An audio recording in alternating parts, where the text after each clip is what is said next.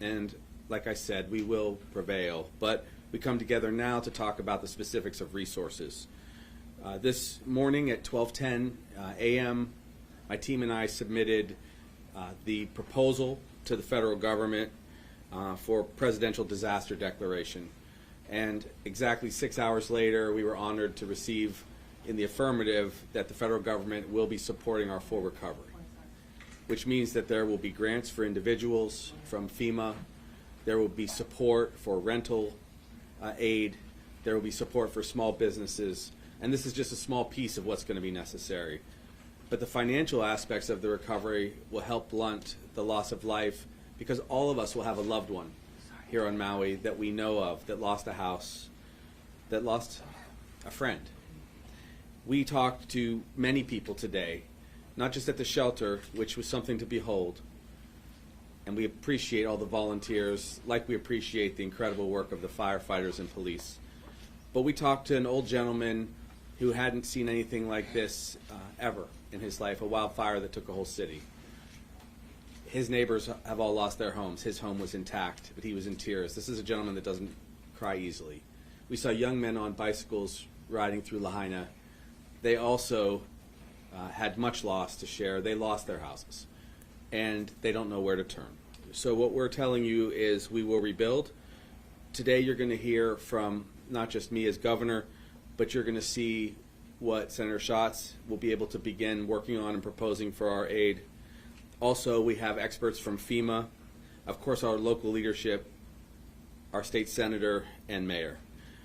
But let me say this, a couple things. We are going to need to house thousands of people. It's our intent to initially seek 2,000 rooms so that we can get housing for people.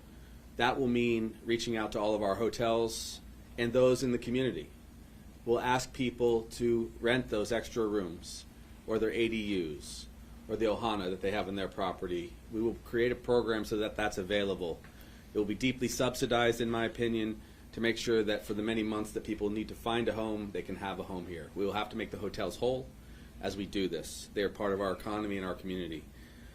We're also going to call to action for people across the state. If you have additional space in your home, if you have the capacity to take someone in from West Maui, please do. We'll find a way to connect you. Please consider bringing those people into your lives, especially if you have a space that you can otherwise rent. The state will find resources because the federal government will be in full support. President Biden spoke to me directly and said that they will be here with us all the way. We'll take questions at the end, but I know there are several experts here that are going to address you, and we understand you're hungry for information. Let me just say this up front. We respect that. We know how important it is that you do your jobs, but we're just about 48 hours in, and there's tragedy on the roadside. There's tragedy in the homes in Lahaina, and we're trying to be very careful to respect the dignity of people who have had such loss. So if we've been at any time more difficult to communicate, it's because we're trying to also respect what they've gone through. We'll get you a lot of information as we go forward. So I'll pause there and give it back to Makana. Mahalo, Mayor. At this time, I'd like to welcome up Maui County Mayor Richard Bissett. Aloha mai kako. In an event like this, I think we all understand, goes through several phases. We have been in the phase now of fighting fires and saving lives. I appreciate the patience the media has had with us, allowing us to go through that phase. Soon we'll be in the recovery, rebuilding phase, as the governor has spoken to. We know that's going to be a long process. I really want to speak to our citizens, our residents, our visitors, our businesses who have suffered tremendous loss and probably inconsolable grief. I think for us, the message is we're going to try our very best to identify those that have perished so that the families can have that closure and can have that understanding. We're also going to try and connect our families with those who are in our shelters. As you understand, this was an emergency. People left without taking anything with them. In most cases, they had no choice. So now we're at that phase where we want to make sure those that are in our community, whether they're at a hotel or at a shelter or staying with a family or friend, that we can try and match them back with their families. A lot of work being done by all the good people here to make that happen. And again, as the governor spoke to it, we will rebuild, and that's really what we have no choice but to do. Until you see the devastation that we all witnessed, maybe through photographs before this morning, but in person today, it's difficult to describe. But there are lots of people that will need a lot of help, and our goal as government is to provide that help to people. I did want to also speak to the folks whose homes were not damaged. And I know the question on your mind is, when can I get back to my home? Just as soon as we can try to provide the certainty that we have recovered those that have perished. And that's really our goal right now.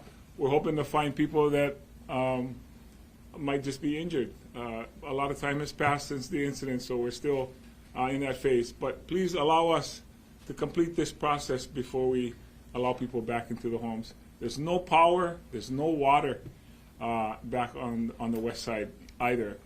So those are both things we're trying to restore as well. We also want to make sure we can provide enough shelter space at our shelters for folks. We're kind of at the limits in some of the central Maui ones, and we'll have to be creative with our team after this to try to get more for folks out on the west side. So we're very cognizant of the main things that people want to know. Where's my family member? When can I move back to my home? And what's the long-term plan? I mostly, however, want to thank all the partners, the allies that we have in our federal government, our state government, our fellow county government support, and of course our public. Your patience, your vigilance, we continue to ask for. Thank you. Hello, Mayor. I'd now like to bring up U.S. Representative Brian Schatz. Senator. Senator. It's fine, it's fine. U.S. Senator Brian Schatz. No, I lost that race. Aloha, everybody. I just have a couple of things to say. First of all, we are unified from the federal to the state to the county government, and especially including the community. We were fortunate enough to be in the Emergency Operating Center, and I've been in a lot of EOCs, and I have never seen such an extraordinary group of individuals who are professionally and personally dedicated to disaster response and, of course, recovery. And so many people have so many personal relationships that they're kind of managing having to be a first responder but also worry about their own families. And so we all want to thank them. But Josh got a call from the president. I just got a call from the vice president. Leader Schumer called and assured me that he was going to do everything he could in terms of a disaster supplemental funding bill.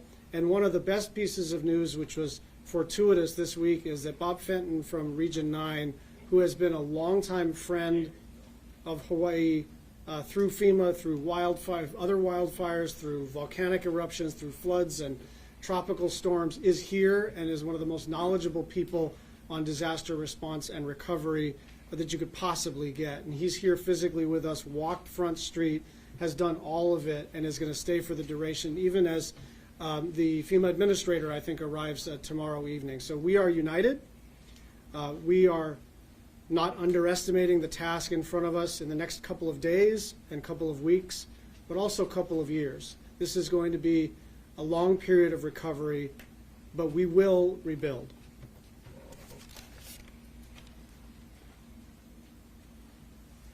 Mahalo, Senator Brian Schatz. At this time, I'd like to bring up Major General Ken Hara. Good afternoon and aloha. I'd like to start off again by offering my condolences and prayers to everyone from Maui, to include the visitors. It was just extremely saddening to see all the destruction there, but I was fortunate to be able to see it firsthand and now realize the amount of support that we're going to require from the federal, state, county, and the private. And I was talking to Governor Green and said this has got to be an all-of-nation approach. Because of what I saw, we'll be activating what we call the Joint Task Force 5.0. So that's a dual status commander. I'll be appointing Brigadier General Stephen Logan, who's currently my Deputy Adjutant General. He will be the dual status commander, so he'll have the authority to command both active duty and National Guard forces. I've been in close contact with Admiral Aquilino, who's the commander of U.S. Indo-Pacific Command, and General Charles Flynn, who's the commander of the U.S. Army Pacific, and they have said they will provide the state whatever military resources we need for response and recovery.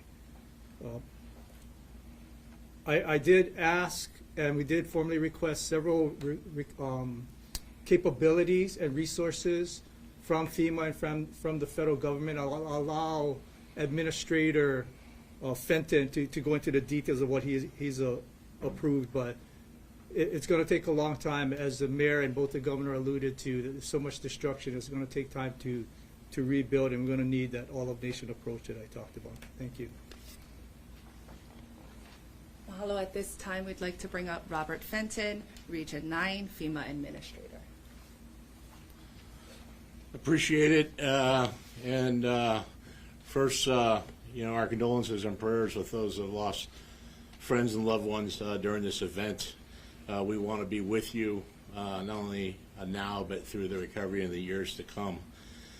Also, a message of safety. Make sure you continue to heed the warnings of local officials. Don't wait.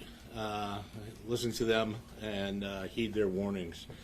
As all the speakers before me talked about, is unity of effort. I like to say one team, one fight. But this is really going to take a whole community effort. It's just not government at the federal, state, local level. It's business, private sector, nonprofits, the citizens of Maui, all come together to work together to help recover. The devastation that I saw today is significant. I've been on many fires in my career. I've been in FEMA for 26 years, been to the biggest fires in the country, and the downtown area is significantly damaged and a lot of lost structures down there. Some of the programs that we will bring and that are important here is the ability to provide direct federal assistance. What does that mean? That means I have the authority under the President to task other federal agencies to provide support to Maui and the state of Hawaii. And some of those missions, I'm sure, are going to be in the debris removal area, household hazardous waste that usually US EPA does for us. The Corps of Engineers usually removes debris for us. And many other missions to include potentially generator missions, mass care, commodities, and also bringing in some search and rescue teams that help with cadaver dogs to look for human remains, and they're on the way in right now, both from California and Washington, and we'll integrate them and support the great fire department you have here. Our individual assistance program is the key program for individuals. For those that are survivors who either lost loved ones, or you can't get back to your house, or you think you've been impacted by this storm, go ahead and phone the 1-800-320-6632 FEMA number. Again, that is 1-800-320-6632. You can also go to disasterassistance.gov. And FEMA assistance can provide direct grants to those individuals to assist them with home repair or replacement and certain uninsured essential personnel property losses. So keep any receipts you incur during this time. Also, they'll automatically refer you to small business. As we talked about, there's a lot of damage to businesses, and the Small Business Association will be not only working with businesses but individuals. And we encourage all the survivors in Maui County, as they register for FEMA, to also begin to reach out to your insurance companies. Start that process simultaneously as you start the individual assistance process. In addition to that individual assistance program, we can provide support for public entities and certain essential nonprofits. There's been a lot of significant damage to public buildings down there, hospitals, those kind of things. And we can help with the rebuilding of those. Not only do we want to rebuild them, but we want to rebuild them better, more resilient. We want to make sure they're hardened against future threats, whether it be fires, hurricanes, tsunamis, or other events. And then our last program is our mitigation program. 15% of all the funding we spend here will be put aside to help with some of those future projects. So as we redesign and look at, what does the future hold? How do we help get there? Those funds can be drawn on along with other federal agencies and we'll make sure we have a long-term recovery coordinator here to help Maui, the state of Hawaii, to help rebuild those areas impacted. With that, I appreciate the opportunity today to be here and to be able to talk to everyone here. And please start by starting that process to register for individual assistance at disasterassistance.gov and 1-800-320-6632. Thank you. We'd now like to bring up Senator Licoit. Aloha mai kako. I'll make this really fast. As you know, we have tried to bring in every resource that we have, that we can. While trying to do this, notice that our heartfelt condolences, our prayers, our love to your hana, your family goes out. As our phones have been filled very heavily, not just here in Maui, as we all went into the center this morning, I can tell you that you guys have a team on the ground that is working hard, fast, and swift. FEMA here, Governor has done everything in his part, as well as our congressional delegation, the military. I can tell you that working through Honolulu at the convention center, as we start to move people out and receiving people on the other end through HTA, Director Tokioka has been a huge support, and his team. This is not just about tourism here, it's about the residents also, as we help to assist them. We've heard the outreach. I ask that for those of you who can help each other, please help each other in time of need. We know that there's a lot of emotional trauma going on. I want to just thank everybody that has supported. We have much funds, supplies coming in, the groups, the businesses that have been affected. These are the businesses that are standing there strong. Across the world, we are getting calls just to help with housing, funds, and it is just unbelievable. But our priority here is Maui at this time. It's the people of Maui. It's to support the mayor. I do want to iterate, social media has killed us a lot. A lot of the information going out has been misinformation, which is why the team from governor down to military has pushed clarification to the mayor's office. Please, those numbers and stuff that might come out, it comes to the mayor's office. We're here to support the county, the mayor, his team on the ground, and mahalo for being here, mahalo for helping us get the word out, and God bless our families. Take care. Mahalo, Senator Licoit. I'd like to now bring up Fire Chief Brad Ventura.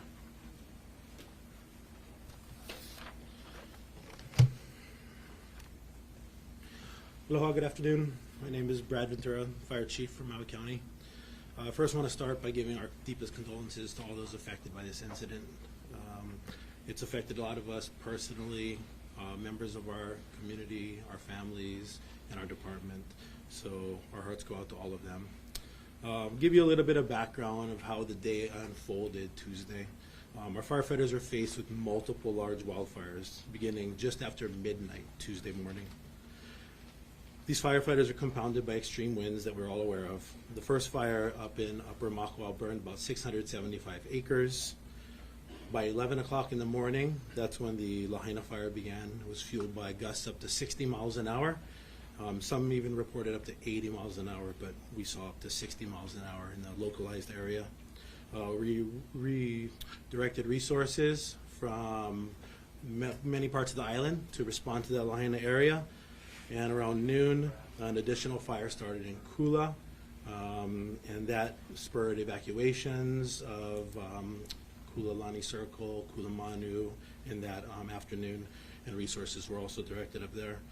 Around 6 p.m., a fourth wildfire started that afternoon on Pulehu Road down in the Central Valley. That burned several hundred acres, and again, resources had to be directed, and decisions had to be made to triage what was most important at the time. So that fire was left with less resources. As of yesterday, it burned 675. I'm sorry, not that fire. That fire was several hundred acres. I don't have a number on that one yet.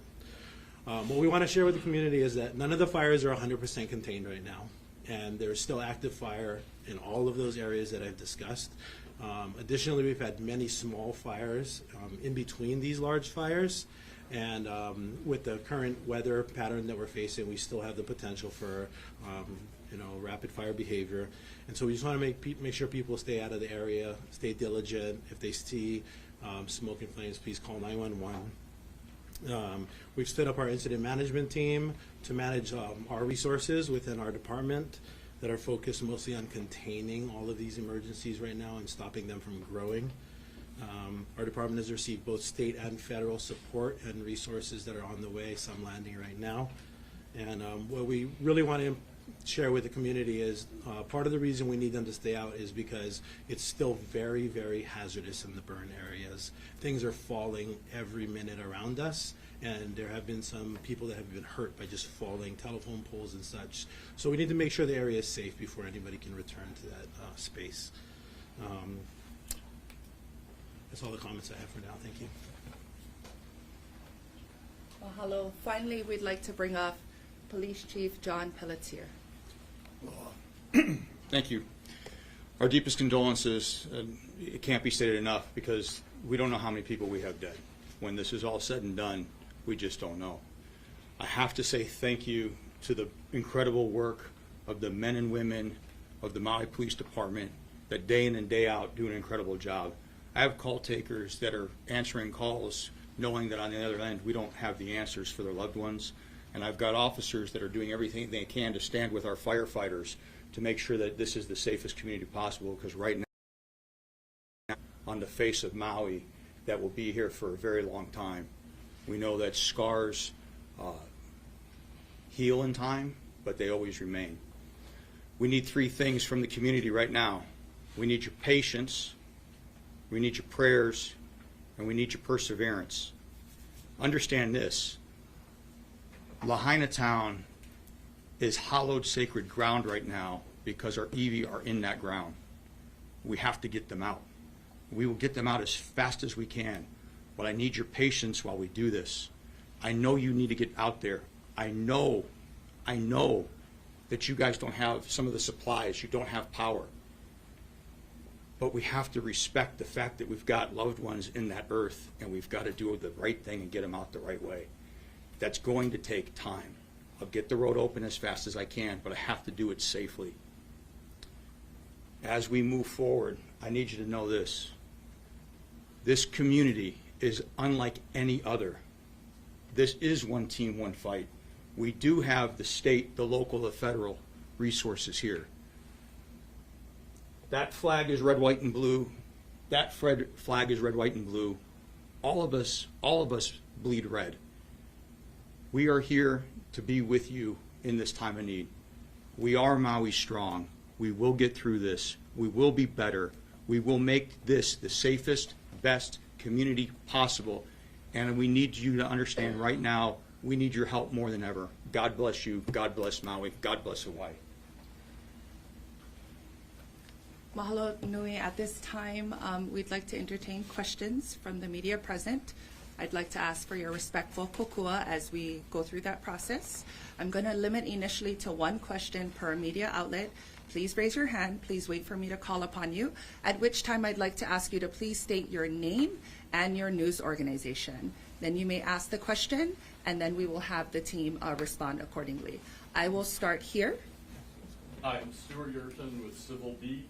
I have a question. How much and how long, both for public and private repair and recovery? And when I say this, I mean, how much money are you thinking it's going to take both for the private side and public infrastructure, and how long do you expect this to take? So, thank you, Stuart. It's a very good question. The question, if you couldn't hear it, is how long and what's the size of this recovery? It will take time to know the full extent, but it will be in the billions of dollars, without a doubt. We're first focused on lives lost. That's why we are so heartbroken, and why we have to respect what the Chief of Police had to say. There will be active recovery over the coming days and weeks of the bones of those who have been lost. So it will take time. To give perspective, it is going to take many years to rebuild Lahaina. When you see the full extent of the destruction of Lahaina, it will shock you. It does appear like a bomb and fire went off. if I may. And all of those buildings virtually are going to have to be rebuilt. It will be a new Lahaina that Maui builds in its own image, with its own values. But it's going to be billions of dollars. The good news that we had today was we are so coordinated with state, county, and federal support that it took less than a quarter of a day, 6 hours, to get the approval from the president to bring those resources in. I think what I'll do is I will ask Bob to kind of give you an idea of how, in general, can't speak yet to how fast the dollars will come to our residents, but in general, what happens when FEMA gets that kind of designation. We have a disaster relief fund that we draw funding on that's appropriated annually, and there's also supplementals to it. And so in these disasters, the grants to individuals could happen pretty quickly. The homes are destroyed. We do already have mapping from the air. We've already processed it against there. So start the call in, and we could actually get inspectors to use some of that visual imagery to validate the damages to someone's house. What we'll do is set up recovery centers with Maui in locations over time, so that as individuals have questions and want to do case management, they can come in there. But that funding through there not only could provide rental assistance, but repair costs for your house and other assistance if you're if it's your primary property, and after rental assistance, after insurance, it's a direct grant. Basically, we send it into your account. There's no cost share. It could be done fairly quickly, and you'll see numbers come up. They'll start happening pretty quickly. Probably over the next week, you'll see dollars going out on the street pretty quickly. We'll bring in individuals that will go out, and for those that maybe can't register or have difficulty registering over the internet, we will go ahead and try to come to you. We have people who go out to the field with palm pads. They'll look for you. We'll go to the shelters. We'll go to their locations and try to help them. As far as public assistance, it's primarily a reimbursement, and so as the county and the state spend funds, we reimburse those costs. That also could happen pretty quickly. The direct federal assistance I talked about is us doing the work. So when we talk about the debris mission, which may be a very large mission there, and I've done them in California before for big fires like this, where I've seen structures on this this magnitude destroyed. It's taken us months to a year to finish the debris mission, just to give you an idea, depending on the number of structures, the amount of concrete that's been removed, the number of structures that need to come down. And those missions have cost in the past anywhere from hundreds of millions of dollars to $1 billion, depending on how much landfill space you have, where do we recycle stuff at, do we have to take it off island? There's all these questions that we got to start working through right now. That's directly the federal government doing it, and we're going to do it in support, in coordination of the county and the state. So, and then what we'll do is our mitigation funding is, as we identify projects, we provide grants that people can apply for, public entities could apply for those grants over time, and that'll probably really happen a year to 18 months down the timeline once you really start identifying what the master plan is, how you're rebuilding, what do we need to mitigate. So a lot of our funding can be directly given, especially to individuals. That's why I say start with that registration process. Go to disasterassistance.gov, download the FEMA app, go to the 1-800 number, and start that. It can be pretty quickly to get money in your pocket, especially if you need money to cover costs you're expending, especially if you need some rental assistance. And then we're going to figure out through case management what other types of forms of programs we need to bring in here. There may be unique programs that meet your needs that we need to either bring that we used before, or new ones we need to develop that's specific to the uniqueness and culture out here in Maui. I'm going to add, take energy, for example. The poles in some cases have been incinerated. They're down. It's going to take Hiko a lot of time. We're talking about more than just days. We're talking about weeks to months in some cases to get energy fully restored. In the interim, of course, we're going to do all that we can to get people generators. We're going to do all that we can to find other places for people to live. But it's not going to just be a couple days, like in a terrible rainstorm when power gets restored. So those are some of the challenges. Also, speaking to resources, there has been a discussion. We haven't made a final decision yet about this, but with the leadership of the House and the Senate locally, we may very well need to come into a special session to decide on a number a number of dollars to appropriate specifically to Maui to support the people, to help them with housing, to help them with recovery. You do recall that when we had flooding in the past, we appropriated over $100 million to directly support our people. And that's why we have rainy day funds. The legislature this year alone set aside $500 million, and there was already $1 billion of resource that was for emergency. This is the greatest emergency we've seen in decades. Mahalo. Next. We'll go here. Thomas Heaton, Civil Beat, for the Governor. Yesterday, Lieutenant Governor Luke said, quote, "We never anticipated in this state that a hurricane which did not make impact on our islands will cause this type of wildfires." A similar phenomenon occurred during Hurricane Lane in 2018, and experts have been warning of the increasing dangers of wildfires in Hawaii for a number of years. My question is, after Hurricane Lane, did the state make any changes, or did it prepare for this kind of scenario going into the future from there? We've never experienced a wildfire that affected a city like this before, so this is something that we have not experienced before. We have experienced wildfires across the state, and they've been tragic, but usually tragic in open space. This was, of course, a shock to see a hurricane and its winds and the trade winds cause collateral damage, which was the spread of fire. I think that we're seeing this for the first time in many different parts of the world, where we're seeing fires from California to Colorado. I would comment that I've been contacted by several governors across the country to share their experiences. It is difficult now in a time where global warming is combined with strengthening storms and drought. That is difficult for us. I think that the tragedy would have been very difficult to anticipate, especially as it came in the night with high winds.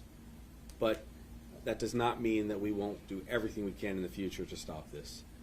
Our administration, which is just 6 months in, has begun to assess all of our safety, and this has been the hardest experience to factor into that. I do think that as we rebuild, we'll have to take into consideration a lot more fire safety. We are short on a lot of resources across the state, and that means we're short on helicopters and we're short on personnel. It's difficult to find enough resources to pay firefighters and police adequately to get them into the discipline. So it's always a challenge in the islands.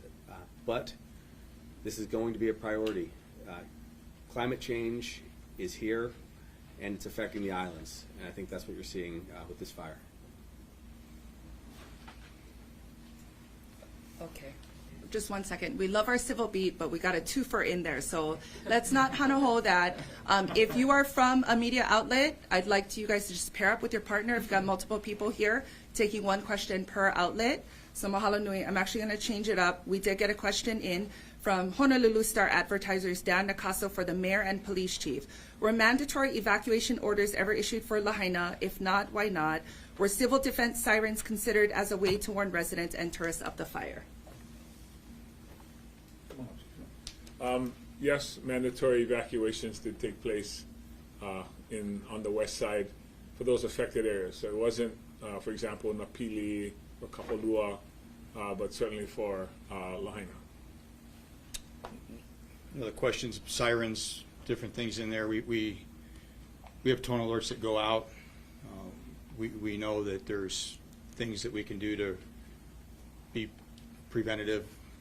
How many times have we heard have 2 weeks of supply if you have a hurricane? The only thing I would say to the person asking the question is, we've heard that for how long? Do we all have 2 weeks of supply? Probably not. And so I say that because nobody saw this coming. And if we did, we wouldn't have this situation, but this is a tragedy.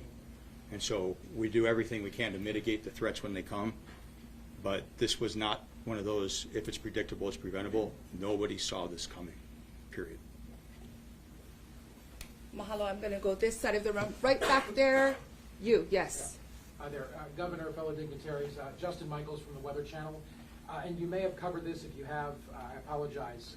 Is there a handle yet on how many people are still missing at this hour?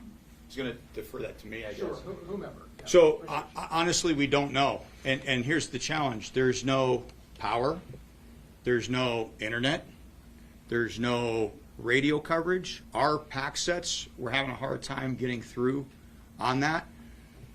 The fire burned 2 fires or 3 fires ago, fiber optic cables, which we're in the process on this budget to start replacing some of those. And so now you compound some of that. And so when we're speaking to our officers over there, we're actually having them to get to a certain area so we can get on a sat phone as we're recovering. So I would say that we've got approximately, and this is a very fluid number, but let's say there's 1,000 missing people. Doesn't mean that's how many that we have that have passed. I'm not saying that number at all.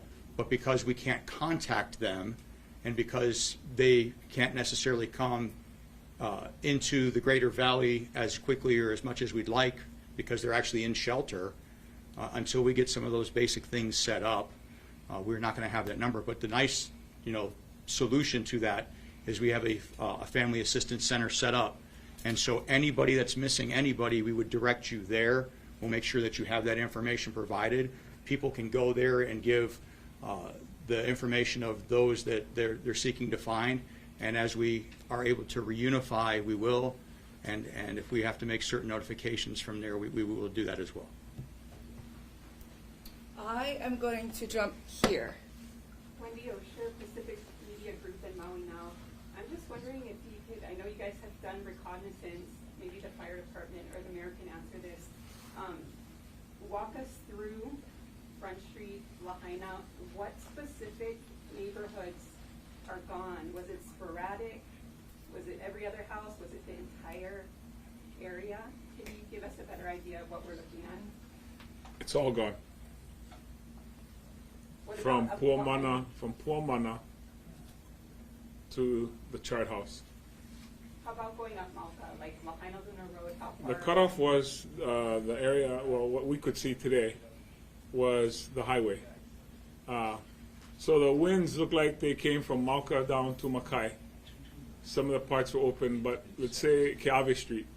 In that area, there was one structure that is irreparable, the harm there, but others were intact. But the older neighborhood from the Lahaina Road, from the road down to Front Street, everything there is destroyed. What about the Lahaina Luna area? That's I gotta let Makana ask you who she picks up. So I gotta follow. Are you together as a no, follow-up? just to follow it because I'm not clear Okay, what can you're you saying. please identify yourself? Yeah, it's Paul Aker with Maui Alert. Already? So those houses in that subdivision by the bypass, how much of that is gone as well? So you're referring to the Lahaina Luna Road neighborhood. Correct. So the fire did start above that, and some of the first homes that caught on fire were in that neighborhood. And from those upper houses, it did go into the Kahoma area, and it also extended to Wahikuli, which is above the highway, closer to the fire station. That kind of answers your question. Any other, before we let you go, any other specific questions related to this? Any piggyback questions? Go ahead. Daryl Huff from Hawaii News Now. In this regard, the wildly different death estimates that have been given of 6, 36, I didn't know where we are today. Can we please get a confirmed death number that you do know? And number two, where are the maps, and can people see these maps that they've used to identify the structures? Because we've also had widely disparate estimates of how many structures have been damaged. So, the public is concerned because one day they hear 271 structures. The next day there's public statements that thousands of structures. So what data do you have that's firm, and what is the process you're going to go through, other than trying to find all the missing people and decide if they're dead? Okay, there's a lot there that you just kind of threw on a hey, let me back this up. So real quick, 53 right now is confirmed. If the mayor or myself do not give you that number, it's not accurate. There's a lot of people that are in a rush to get news fast. I get it, totally get it, sensational. You want it fast or you want it right? We're going to do it right. We're going to take our time, we're going to do it right. We'll get you the aerial maps when we can. When the mayor said it's all gone, it's all gone. It's all gone. It's gone. So, do I know exactly how many buildings? We'll get that. But we're going to get it right, and we're going to get it in time. I'm going to jump on with the chief. No, I'm going to jump on with the chief. If you just want to say, the reason the number is varied is somebody will say, how many residences are gone?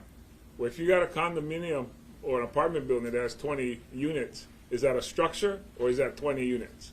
You decide how you want to count that. In this case, it doesn't matter because the whole thing is gone. As a store, we're going to count that as a structure. A home is a residence. Or we just want to call everything structures. So it really depends the way you phrase the question. That's the answer you're going to get. But the easy part is I'm telling you, none of it's there. Okay. It's all burnt to the ground. I absolutely understand, Mayor. The people we've been talking to out in the community are trying to discern for themselves their own personal loss. Understood. And earlier, I think someone described these maps. And I think that they would be very helpful to people to see the map. They know whether their relative lived next to a condo or in a condo or down the street. But let's see the map. You know, and then maybe that would help you because people will call and say, I know grandma was in that map. I think you should look at her house. It's just a matter of public information flowing back and forth to help you out. And that's why I'm wondering why that public information has not been coming in such a way that it can help the people help you. Thank you, Daryl. Go ahead. I wanted to just clarify. 53 Sorry, name and organization. Paula Ramon, AFP. I wanted to clarify. 53 people died in the Hyenas fire only so far. I know the number would probably rise. And also, do you have an estimate how many people are still trapped in there? So 53 confirmed in the Lahaina town, the greater Lahaina town that we're referring to. So far, we've recovered 53 confirmed. I do not know, and that's the issue. And so because of the assistance of FEMA, we've got some of the professionals coming in that have done these things in the past, some of the equipment, because realize this, right now we've got Maui Search and Rescue, we got the police department, we got some folks from the National Guard. My cops answer calls for service. They go chase bad guys. They go build cases.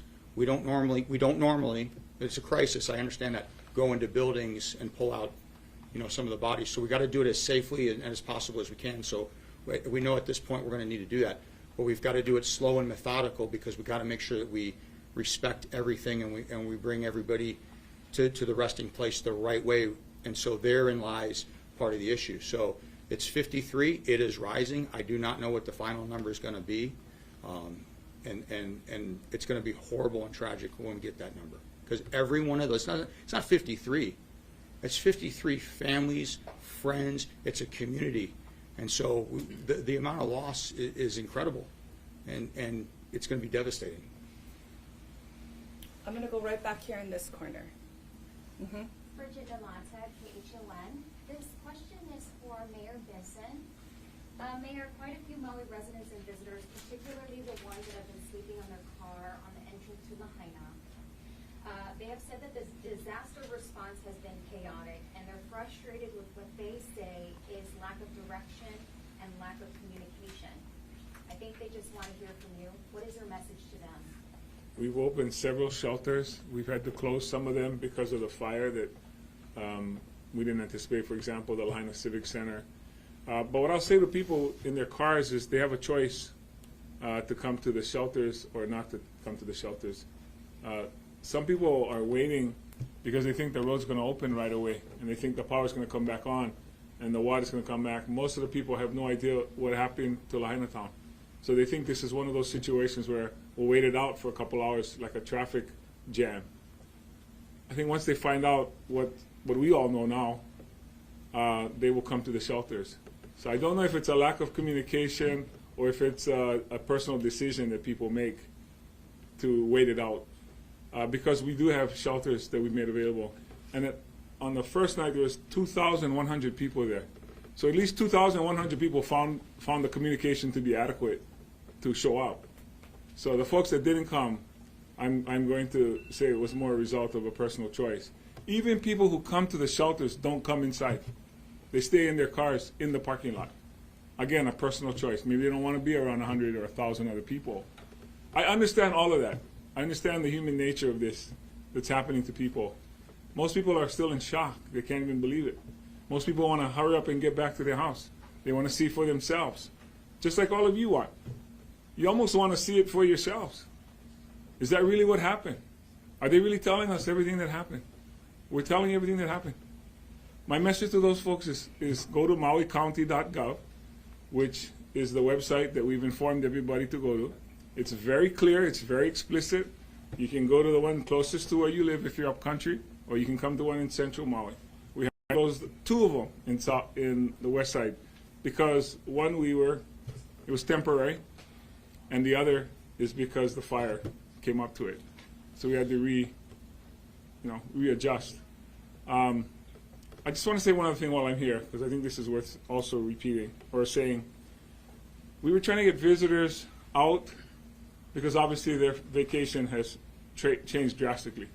They're in a location that doesn't have any power, doesn't have any water, and they're sleeping there. But that's probably better than some of the choices other people had, which was to not have anywhere to go. But we tried to get them to the airport so they could get on flights, so they could get to Honolulu and make a choice to stay there or fly home or go to another island. We're not closing Maui. We're closing the west side of Maui. So there are people that can go to Wailea, the people that can go to Kihei, the people that can stay with family in Wailuku. It's the folks that were that are in West Maui that we were concerned about. Plus, we were hoping we could use those hotel rooms for our residents who could be replaced, who could replace the space that our visitors were taking. So, I mean, that's the best I can guess, because I don't know why people stayed there, but I don't think it was for a lack of information. And hopefully today, we will be able to release a large volume of pictures and video from this site. And so I want to share very openly, it will shock you how much damage the way things burned to just their base, cars, trucks, buildings. There's no way anyone could stay in that space or be in that space. The lines, all of the infrastructure, it's gone. So we'll share extensive photos, and that will help, I think, people understand fully the full scope of the disaster that the mayor and the police chief and the fire chief have had to deal with. Plus, of course, the evacuation of thousands of visitors to find space, either, like it was mentioned earlier, on planes or even to the convention center as was set up. But it's a profound change of landscape. Mahalo, I'm going to take you right here. Thank you. I'm Jill Cowan. I'm with the New York Times. I wanted to ask a little bit more about the evacuation orders. You mentioned, Mayor, mandatory evacuation orders. We've been hearing from residents that some on the west side were told late in, I guess, Tuesday afternoon to shelter in place. We've also heard that there was no emergency warning from early in the morning on that Tuesday to the afternoon. So I'm hoping somebody can kind of walk through in as much detail as possible when alerts went out, who they went to, what the thinking was to either tell people to shelter in place or to leave if they could, and yeah, just sort of what the thinking was, and if you do things a little differently now, or you know, just sort of what the timeline was. Because that's been a source, I think, of a little bit of confusion just in our reporting. We've been hearing different things from different folks. I'm going to guess that the person you spoke to was a visitor. We spoke to a lot of people, no, I'm not including talking. residents. No, let me explain. Yeah. You spoke to a visitor if they were asked to shelter in place, because all of the hotels were asked to shelter in place. Now, did people want to stay there? No, they wanted to get out. They wanted to get out of Lahaina. And we asked them not to because we were trying to get emergency vehicles into Lahaina and not have this bottleneck. You couldn't get out, if you're familiar with Lahaina, you couldn't get out to go towards the Wailuku or go to the airport. That road was closed. There were 29 poles that fell on our roads. 29 of the power poles were down, and they were still energized. So you couldn't go out. So the only other way to go out, if you're familiar with Maui, is Kahakuloa, which is a one-lane highway in most places, which is why that was a bottleneck. So yes, people were asked to stay in their hotels and not leave. The residents were evacuated. Those are the folks that we took out of there.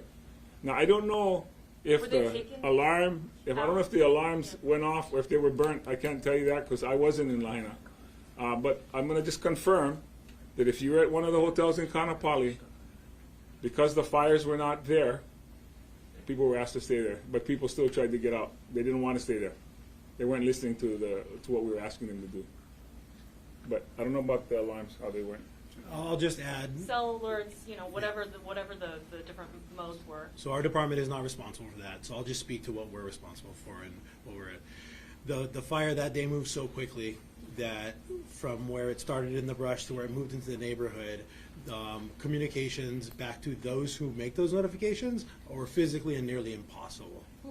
I'm sorry, which department? Emergency is it? Management Okay. Agency is responsible for that. So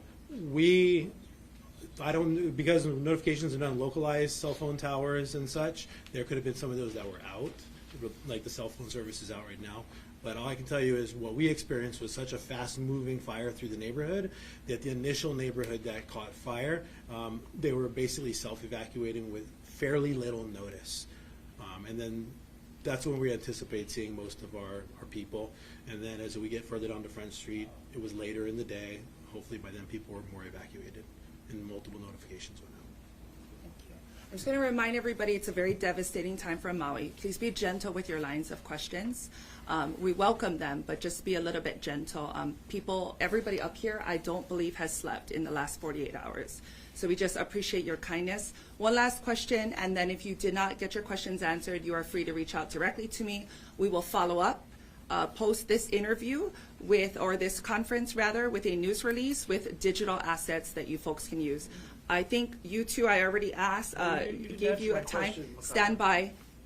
Go for it. Hi, I'm Chivo Chen Johnson with Akaku, Maui Community Media. And I think any further lines of questioning would be sort of silly at this point because I have seen a lot of this footage and a lot of these photographs, and we've been airing as much as we can information. And I just want to thank the county, the police department, the fire department, and everyone else that has been pitching in to help this effort out because it is horrific. And my heart goes out to all of the people that have suffered way greater than anyone else. Thank you. Chief, mahalo for that.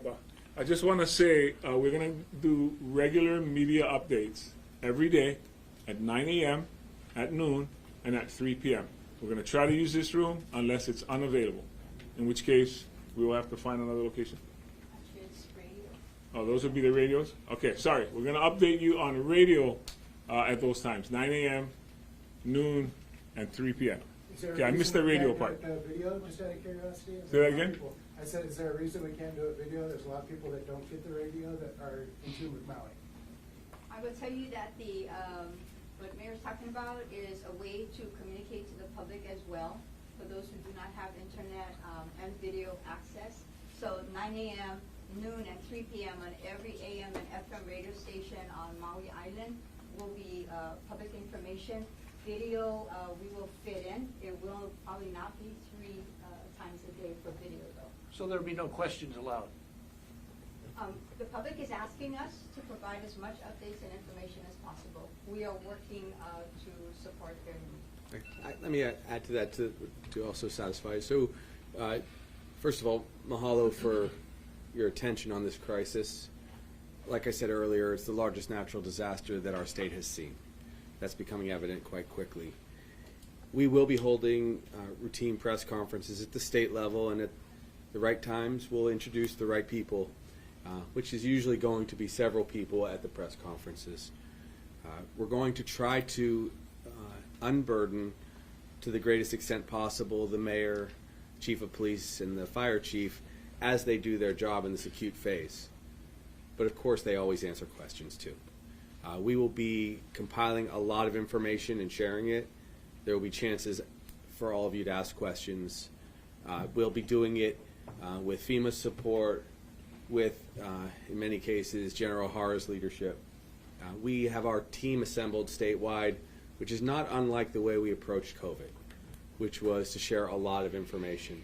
It's just in these first 48 hours, the amount of damage has necessitated a conservative approach, because we really don't want those individuals that are in shelters right now to lose all hope. And that's where we are today. But there will be lots of opportunities. My team will be back here in support of the mayor very frequently, but we'll also hold a lot of press availability on Oahu, and we'll Zoom people in from the neighbor islands. I think that's fair to say. Okay. But we appreciate you. We also want to send the message before I go to the mainland and to the world. Please support the people of Maui. There are ways to do it. The Hawaii Community Foundation, for example, has set up a fund. I believe it's called Maui Strong. It's also going through the United Way, the Maui United Way. Millions of dollars have already poured in, but as you can tell, thousands of individuals are going to have great need here in the county, and that's going to go directly to those people. So thank you to everyone for doing what you can, and if you're a local resident, find a way to take someone in from Maui, if at all possible, because this rebuild is going to be extraordinary, but it's going to take time.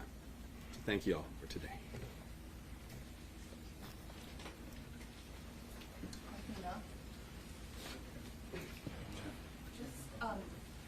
As you folks are sort of breaking down, as a quick side, so this is not, I'm not in this conference, so you don't have to film me. This is a sidebar as you guys break down, and Jen's